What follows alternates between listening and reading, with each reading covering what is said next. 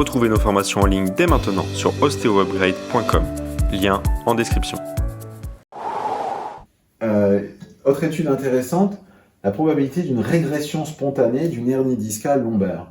Et en fonction donc dégénérescence discale, prolapsus, extrusion et séquestration de la hernie, eh bien, on voit que le degré de régression spontanée a été de 96% pour les séquestrations. Donc c'est celle qui récupère le mieux, d'accord, en régression spontanée.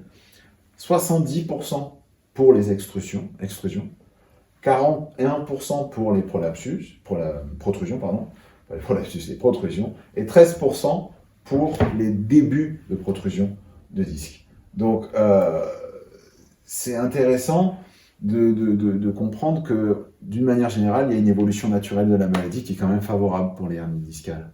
D'accord ? Et il faut, encore une fois, pas s'arrêter à juste une image à l'instant T, parce que peut-être la personne l'a passé il y a un an, l'IRM, et maintenant c'est peut-être complètement différent. Un autre paramètre aussi à prendre en compte sur les IRM, c'est que les gens sont allongés.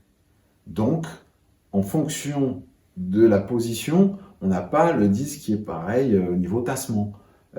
Forcément, vous aurez plus de tassement si vous êtes debout que allongé. En fonction de l'hydratation du disque, ça varie en fonction de la journée. Un disque, le matin, est beaucoup plus hydraté parce que dans la nuit, vous avez été allongé, donc il a le temps de se réhydrater plus dans la nuit. Et donc, si vous passez une IRM le matin, généralement, elle a plus de chances d'être favorable parce que le disque qui sera bien réhydraté. Si vous l'avez passé en fin d'après-midi, il y a des chances que ça soit plus desséché. Et donc, avec le compte-rendu qui va avec. Donc, c'est important de comprendre qu'il y a plein de facteurs qui vont jouer sur la hernie, que ce soit sur son diagnostic, que ce soit sur ce qu'on va dire au patient sur sa hernie. On verra qu'il y a aussi un effet nocebo sur ça. Et on verra aussi qu'en fonction, comme je vous l'ai montré avec les études, finalement, les manipulations ne sont pas mauvaises pour les disques intervertébraux. Globalement, il y a un bon pourcentage de succès, que ce soit cervical ou lombaire.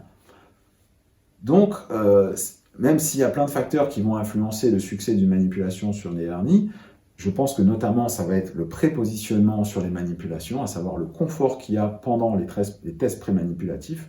C'est ça, à mon avis, qui va être le facteur déterminant du succès du traitement manipulatif.